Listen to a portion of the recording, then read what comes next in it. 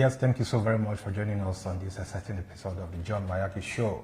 We are glad to have you joining us. Today, we're discussing something very unique on the show. We're discussing the purpose of making it in life. The purpose of making it in life, generally, you want to get satisfaction, you want to be comfortable, you want to make sure you attain the best in life. And so people do whatever they can do to make sure they attain the height. Some are into banditry. If you ask them, they tell you, oh, because of poverty. I ask, where did you get money to buy the gun? Some are assassins.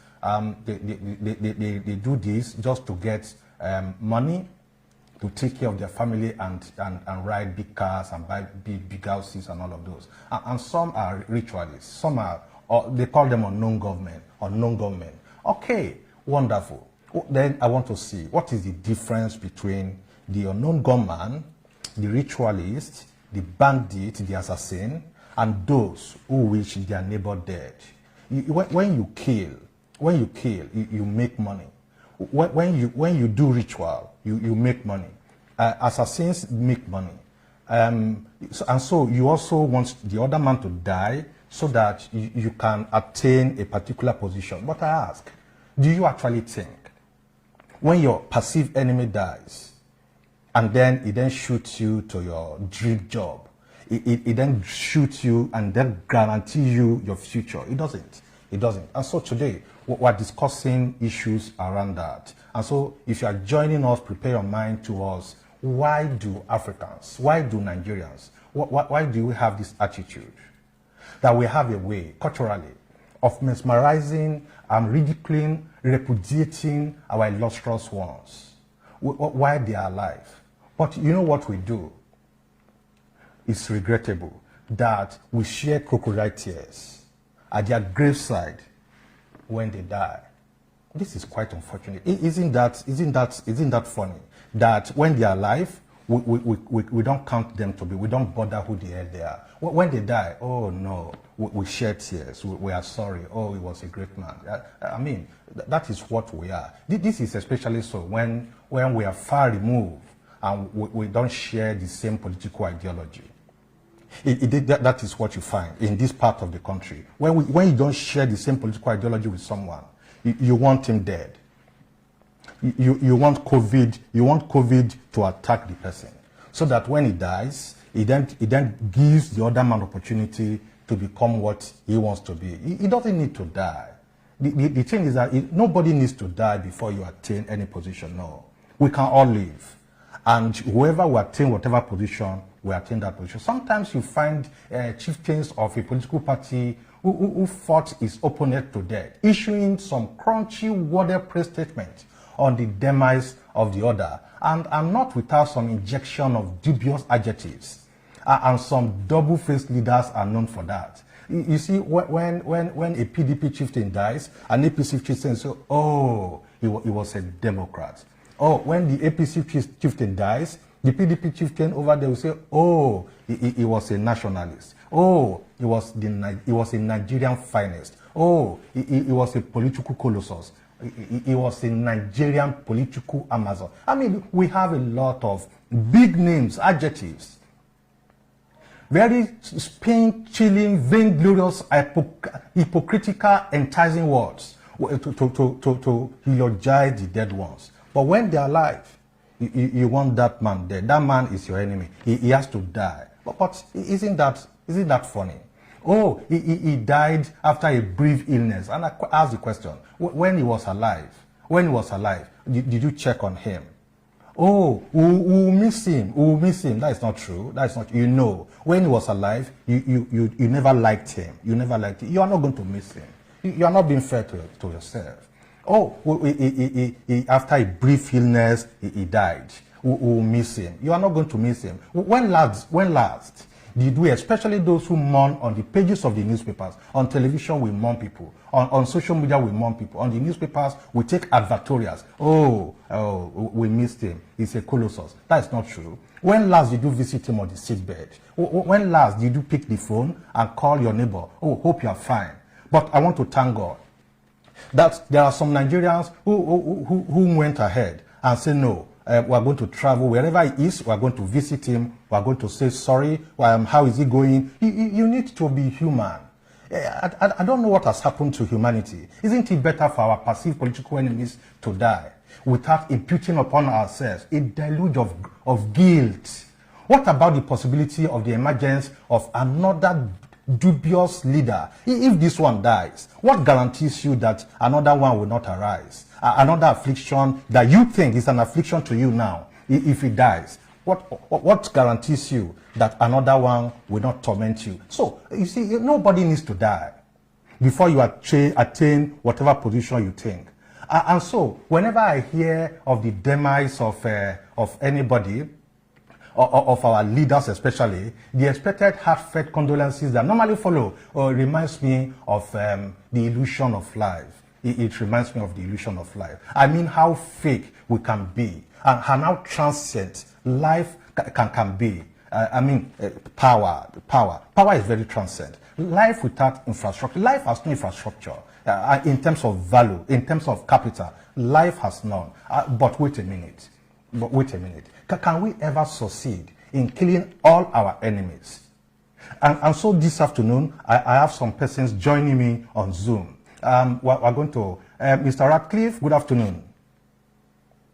Good afternoon, Mr. John Martin. Thank you so very much.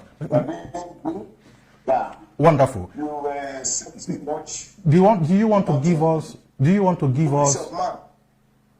Yeah, you are live already.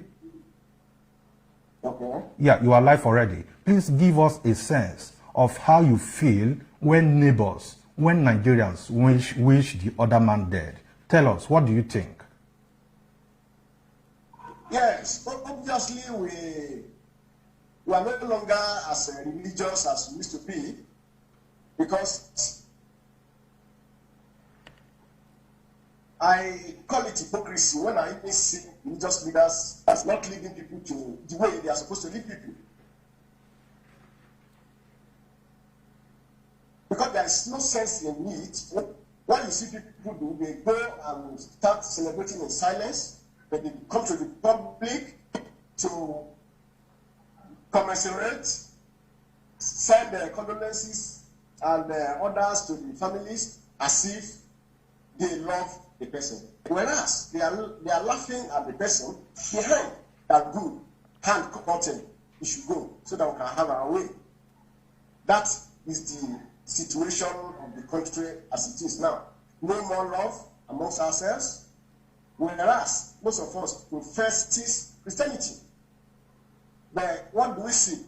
Even the Christians, they no longer love themselves. They no longer preach love. Instead, they preach hate, even from the pulpit. If an Hausa man dies, somebody from the south will be laughing, will be happy. If somebody from the south dies, you see somebody from the other side will be clapping hands. Yes, I don't want to mention names. When COVID claimed the life of somebody, some places were happy. They said yes, he was one of the cabals. Thank God he's not alive again. That should not happen at all if we really are the children of God. Because God said, love your neighbor as yourself. If your neighbor is grieving, you have to grieve with him. If he's celebrating, go and join him to celebrate. But unfortunately in politics, politicians are part of the problem that we now have in this country. Thank you so very much. Thank you so very much. Thank you so very much. The lines are there, open. Feel free to call us and make your contributions. The lines are displayed on the screen. Feel free to call us and make your contribution. And the question again is, can we ever succeed in killing all our enemies? Do we inherit their positions in life after their unfortunate demise? How does that, their own demise, our perceived enemies, how does it enhance our own fortune? or put food on our table? Those are some of the questions we begin to ask ourselves. After wishing your perceived enemy death, what about the emergence of another? Don't you think so? Have you ever thought of that? I mean, the renewal and rebirth of a better constructed typical godfather. I mean, in various sizes, characterized by subversive possibilities that is capable of scandalizing and eroding the noble values of the better constructed man we perceive to be our enemy, expecting that we all, myself, yourself, we all, especially the guilty leaders, intrinsically, and all honesty agreed to purge ourselves of the unfair treatment we collectively and individually meet on each other, such that we much hate ourselves while alive. We hate ourselves while alive. Our sufferings may just have begun. If we don't stop this attitude, I think our suffering may just have begun. The lines are open. Feel free to call us. Mr. Pat, give us a brief introduction of yourself. Mr. Patrick?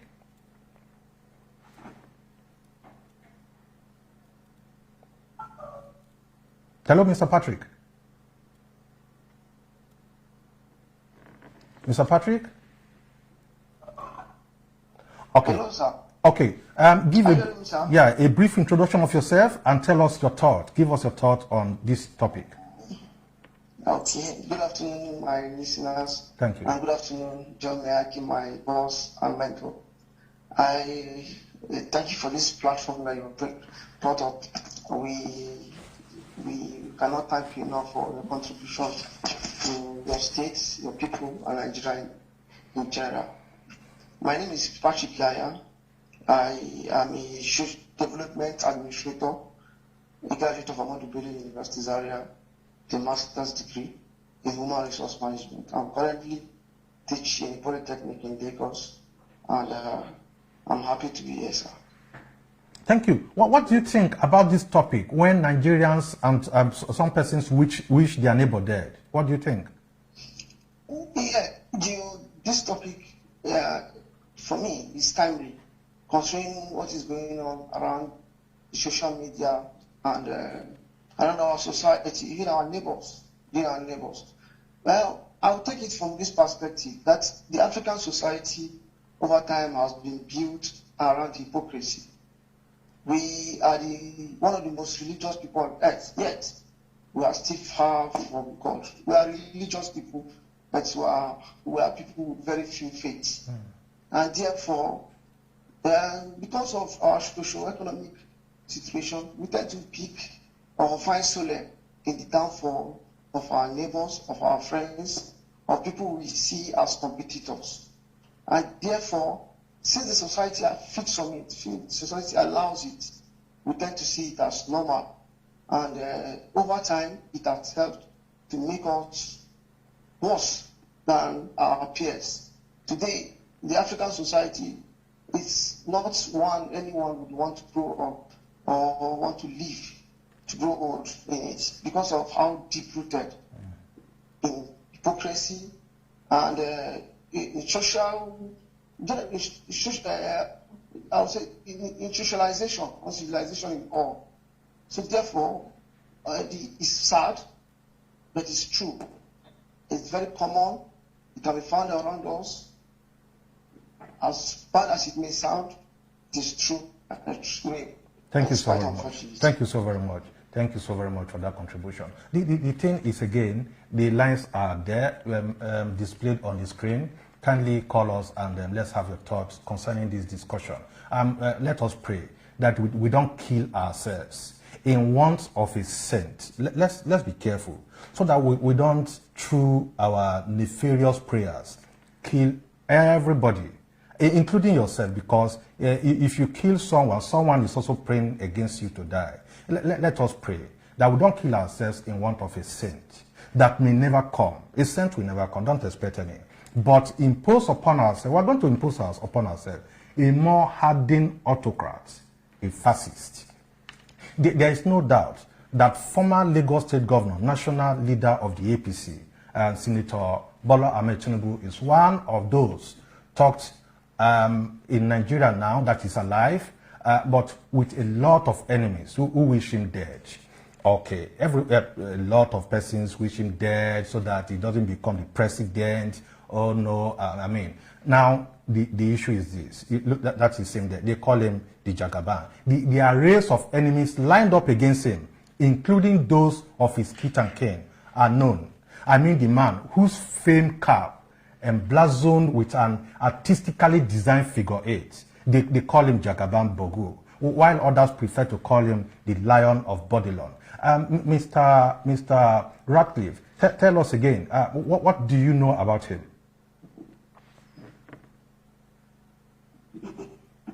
Yes, thank you very much for the opportunity given to it. My name is Ratcliffe Luman Atari, based in Port Harcourt.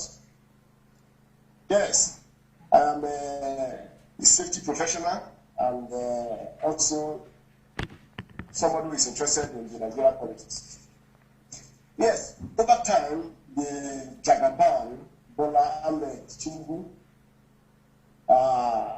can be described in so many ways.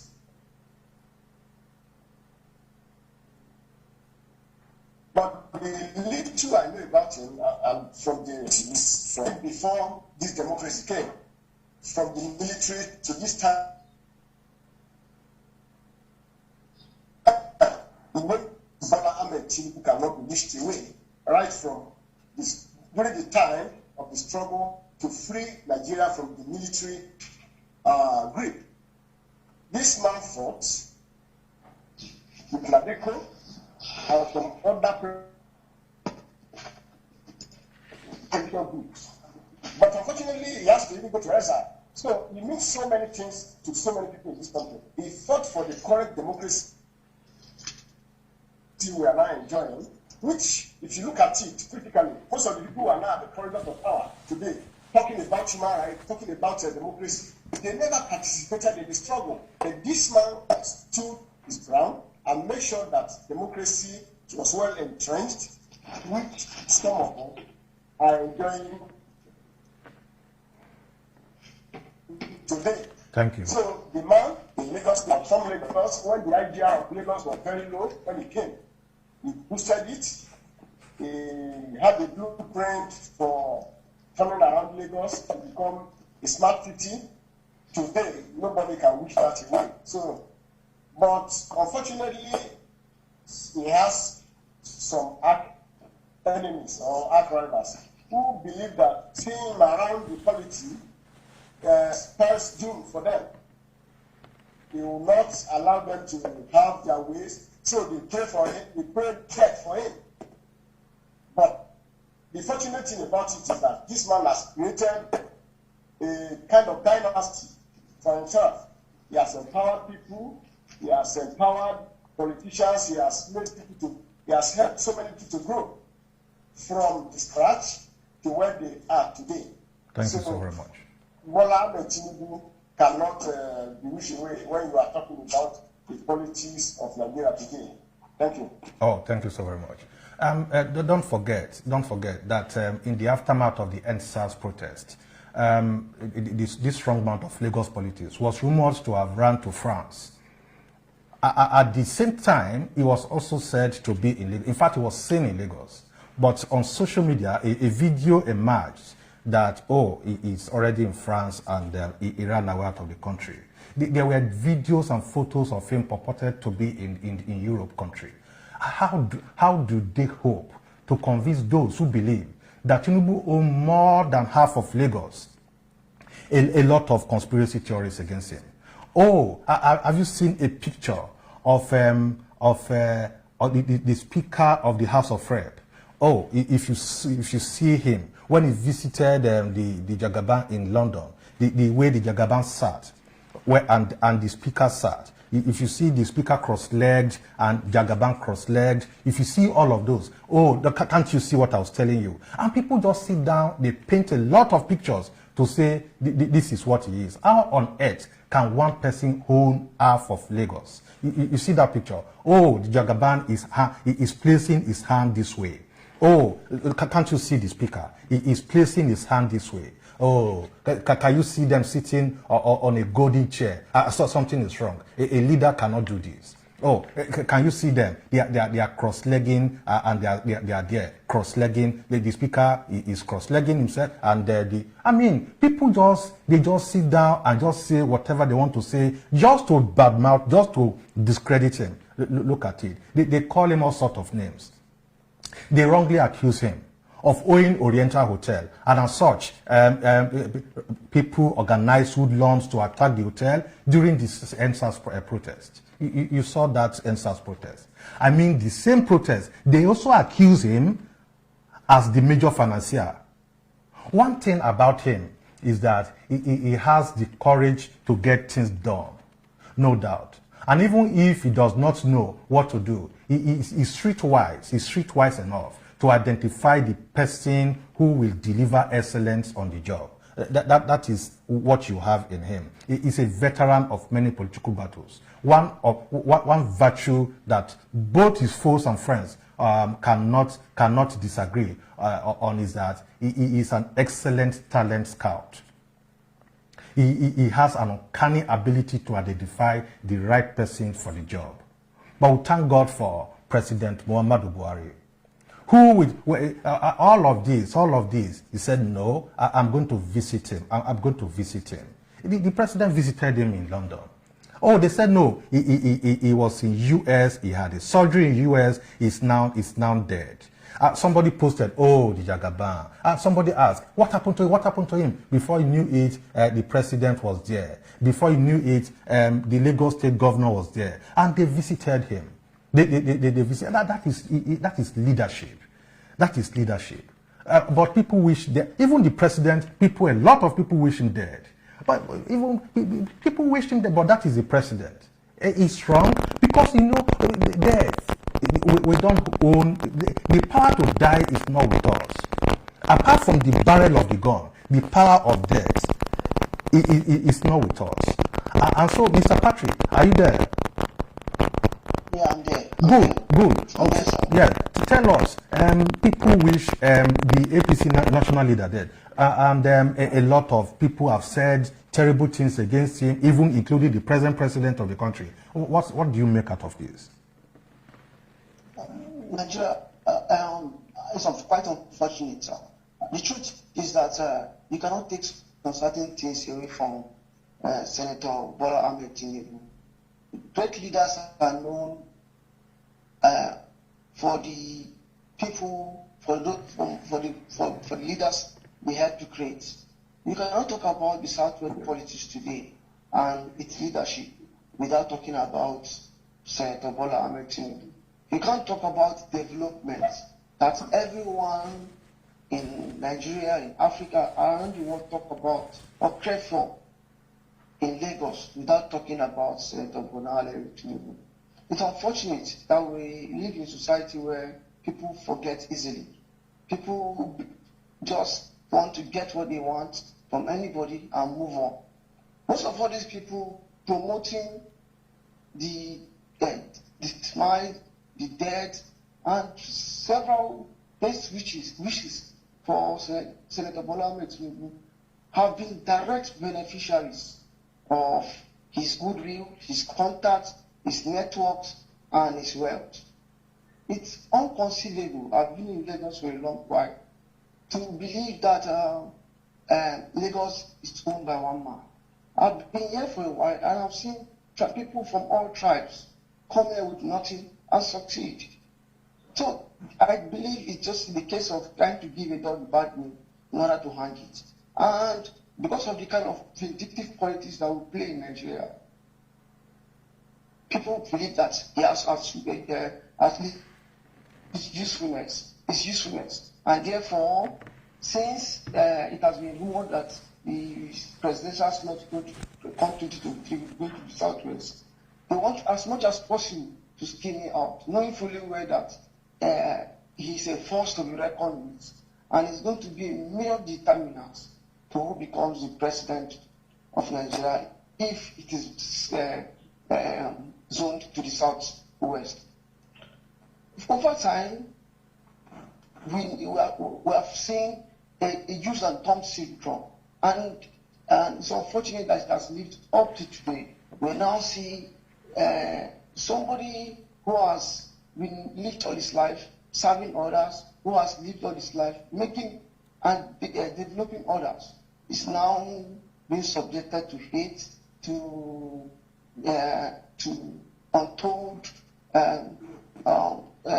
uncensored bad remarks and comments. It is unfortunate, but it's a true reflection of the African society and Nigeria in particular, where we have short memories, we play vindictive politics, and we are largely ungrateful. Thank you so very much. I believe Senator Bola Ahmed Tinubu has paid his dues, and if, as long as he lives, that respect that he deserves as a national icon and a leader, not just in the Southwest, in Nigeria, should be accorded to him properly. Thank you. Thank you so very much for that contribution. Don't forget that apart from the president who visited him to commiserate with him, to wish him well, the vice president, Pastor Yemi Osibanjo, was also in London to visit the national leader of the APC. He was in the company of former governor of Lagos State, Akinwumi Ambode. He was there with them. Others made the trip. That shows leadership. Others who made the trip, Governor Babajide Sanwo-Olu was there, the governor of Lagos. The governor, Kano State Governor Abdullahi Ganduje was there. Governor Fayemi Kayode of Ekiti was there. Governor Rotimi Akeredolu was there. That's the governor of Ondo State. They were there. They showed leadership. I mean, that is maturity. But you see what happened. You see former Ogun State, Ibikula Mosu was there. Kashim Shetima, former Borno State governor, was there. Former APC national legal advisor, Dr. Muiz Banire, was there. I mean, a lot of persons, including the Speaker of Lagos State, Mudashiru Obasa. James Faleke was there. That is a member representing, member House of Rep, Lagos, Ikeja. Usman Zana was among those who in the road call. You see, that is maturity. That is maturity. There's one thing that those of us on social media, the younger generations, we should begin to eschew: bitter politics. Bitter politics. Look at matured men. Look at matured men. But it is the followers of these men that know he has to die. He has to die. So one of our speakers said, so person had to die of COVID and Nigerians were happy. Where is humanity in all of this? Now, in all of these visits, two striking issues. One, that of the visit of Dr. Muiz Banire. That was quite touching, given the fact that he was former Lagos Commissioner under Tinubu, but and also the National Legal Advisor of the APC. He had a running battle with the same man he visited. The very, very tense battle. They disagreed, but see maturity. You see maturity. You can't wish anybody death. The power does not even belong to you. There's a caller. We'll pick this call and we'll be back shortly. Yeah, good afternoon. Hello, good afternoon. Thank you. Your name and where you're calling from? Calling from Lagos. Okay, kindly be far away from where you are watching from. Yeah, I said I'm watching from Lagos. I understand. Go ahead, please, with your contribution. My contribution to the program is there's only one individual that gave it life, and same only individual that takes life, which is God Almighty. So whatsoever humans wish a leader like Asiwaju, it's a near wish that I would say, because over the time thousands of Nigerians would have wished him to die, but God will preserve him. God will preserve him. So no matter what, we have a lot of threats to life and all that, but notwithstanding, it's only God Almighty that can take his life. Even if you believe me, you understand that you and I, there are even some of our neighbors that would even wish us to die dead. But God's protection has always been there. If it's not God that said so, it's only a mere thing that cannot happen. So my own issue on this point is, let's allow them wish him. Those who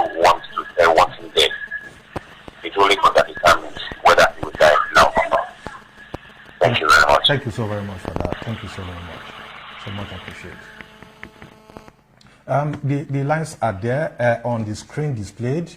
Feel free, make use of the lines and call us so that we can share your thoughts concerning this very topic. And so I'll be back to you, Mr. Ratcliffe, shortly. The point I'm trying to make concerning the visit of former Lagos State Commissioner, and that is Muniz Banira, is that the visit was touching. The visit was touching. That even Bola Ahmed Tinubu himself paid condolence to Banire when he lost the mother sometimes in 2019. That is leadership. That is humanity. But anyway, let's go to the second striking, most striking, provoking order. Was the visit of Fayemi and Akeredolu. It is no secret that both of them is rumored to be arch enemies of the national leader of APC, and that even Fayemi is intending to contest for the president of this country. But you see maturity.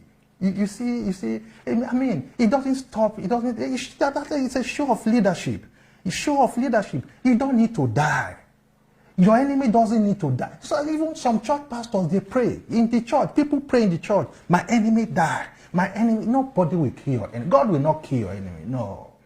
I think it's immaturity, lack of exposure, or if you are a Christian, you are not a true Christian in the sense of it. For you to pray for a neighbor whom you think is your enemy to die, no, God doesn't answer to us. God is not as wicked as humans.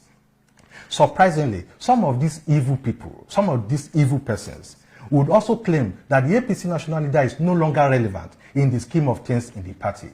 I mean, the party he helped to build and form. Mr. Ratcliffe, give us your thought concerning this very topic again. Okay, thank you for having me back. Yes, one thing you cannot take away from most of these political leaders is that they know how to settle themselves. They could be enemies today, tomorrow you see them dining together. But the unfortunate thing is that we, the followers, the foot soldiers, don't take cue from what they are doing. They are only interested in themselves, trying to see that they churn out policies that will help better the common man. But the common man on the street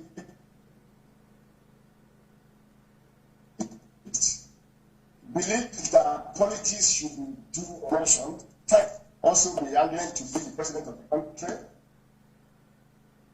Akeredolu, the last time, was said to be an enemy of Bola Ahmed Tinubu because Ahmed Tinubu wanted Olusegun to be. But one thing you can see from this is that this man is still relevant. Some person said, no, but the same person saw to lock him out of the presidential race, which he has not even told anybody. But it is just rumoured that, okay, he's interested. But people have now resorted to using the age criteria to say, no, it's old. Maybe they are looking at his frail body. But that is the same Tinubu. He has never been chubby. And the route in Lagos for 8 years fantastically. So when people begin to use age as a criteria, I wonder the same people never condemned Donald Trump and Joe Biden, who are in their late 70s. But today they will tell you Tinubu is 90 years. They now tell us they even gave birth to Tinubu and they knew when he was born. But like you said, the power of death and life lies in the hands of God. If it is the will of God that he become president, and if he puts himself forward, he will be. Buhari was said to have died in London, in Saudi Arabia. He has been buried. He's dead. He's a dead man. He has a second body, double body. So many slogans that we hear here and there. But today, the man is alive, hale and healthy, and is charting the course. So Tinubu has done so much for some people, for so many people. And today, you can see that from the visits coming from left, right, north, east, and everywhere to London. Buhari, President Muhammadu Buhari, was the pioneer of the visit. He started it, and so many other persons followed suit. That is to tell you that this man is still relevant in the scheme of things. He cannot be wished away. But the fact about it is that so many people are afraid. Because it's the man that holds it. He knows what he is. It's like it's okay. We'll get to the politics. We'll get to the politics of 2023. That's okay. The purpose for this is actually not to campaign. It's just to let people know that we need to love ourselves. If you say what wonders me is that people say, oh, it's no longer important within the APC. But the question is, if it's no longer important, why exactly are people dissipating energies about him? Why? If a man is no longer important, you leave him, you allow him to rest in his winning political pedigree. Let him rest. But people dissipate energy. It's no longer relevant. You want him die.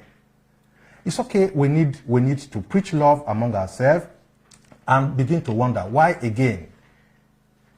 Each time he steps out of the country, oh, he has gone. It doesn't mean that he has to die outside the country, such that whenever he travels out of Nigeria, he is dead. Whenever he travels out of Nigeria, he went for surgical operation. Whenever he travels out of Nigeria, he has been admitted. The question is, does our perceived enemy's death liberate us from our own ignorance? Does it liberate us from our own backwardness? Mr. Patrick, tell us, what do you make out of this? I think what you said is hitting the nail exactly where it's hot. The truth is, most people who say or who try to make people believe that Tinubu is not relevant in the scheme of things, go close to them and you find that they are saying it without conviction. They know there's no conviction in it. They just want to make a statement knowing fully well that talk is cheap. The current president, we can trace his presidential ambition from 2003, 2007, 2011 to 2015. And we knew the geography of how the votes he got were given, or how he got them, and how it changed dramatically in 2015. The truth is that it is poor psychology to think that you can get relief from someone else's pain, or to try to derive joy from other people's misery. It's cheap psychology, and it's just defying the evil deed. It will certainly come. But Bola Ahmed Tinubu, as you have said, we're not campaigning. We just need to say the facts as they are. Bola Tinubu remains a force in the Southwest and even beyond. It's one man I believe. I've stayed in the North all my life. It's one man I believe. I know the North and significantly how they play politics. So they will not tend to reward non-Northerners that they believe have been loyal and supportive to them. Take Obasanjo, for example. They tend to do that because they believe that there is hardly somebody Obasanjo brings today that will not get in support of the North. Because over time, the Northerners have believed that Obasanjo loved the North.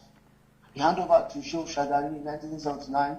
He handed over to Umaru Musa Yar'Adua in 2007. When he was military head of state, his deputy was Musa Yar'Adua in 1976. And all that. So, the North has a way of rewarding those they believe have been supportive and loyal to them. And in the North, it is a common knowledge that okay. The lines are there. The lines are there. Feel free to call us and make your contributions. Feel free, call us make our contributions concerning between the man who assassinates so that he can make a living, and the man who murders another, who murders his neighbor, the man who does ritual so that he can get money. And all of this is about living. You want to live a good life, you want to attain a particular position, you want to buy a good car, you want to build a big house so that you can live a larger than life life. But in all of this, do you need to kill someone? Do you need to kill anyone before you can make it in life? Do you need to hate anyone? Do you need to bring down someone before you can climb? Don't forget, the man is up and you are down. In a bid to pull him down, don't you think both of you are not going to climb? You are not going to climb. You cannot climb. The lines are there. Feel free, call us and make your contribution. I think we need to live in love. We need to live in peace and wish everyone well. Because we are not even here to stay permanently. We are not going to, nobody is going to live forever in this place. Nobody. The man, everybody will die. I will die. I told people, I prepare for death anytime. So you need to prepare. You don't even need to pray for me to, no. Before your prayer comes, I already know I'm going to die. I'm already clearing my desk, my table. I tell people, it is certain, especially in this uncertain world, where everybody, you travel from wherever you are to your village, or from the village to the city. You don't know what happened to you on the road. And that alone should threaten you. That alone should caution you that you cannot be wishing another man's death. Because you never can tell what will happen to you. People that were being kidnapped on a daily basis, they didn't expect it. Some people survive and they come back home. Some people, they die thereby. And so when you say, oh, you want him dead, what about your children? What about your children? What about your loved ones? Do you know some other persons want them dead? So let us begin to live in love and in peace and love each other. The politics of 2023, keep that aside. Let us love him. We want to thank the president. We want to thank the vice president. We want to thank all the leaders, the governors, the House of Reps, Speaker, and all those who visited him, and to say, look, we love you. We are with you. Our prayers are with you. We want to appreciate everyone. Thank you so very much for joining us on this wonderful show today. Until we come your way again, remember that life is a gift, and every opportunity and every day you witness, you have opportunity to live and witness. It's an opportunity for you to do something great. Something great that can change your destiny. Take charge, take care, and bye for now.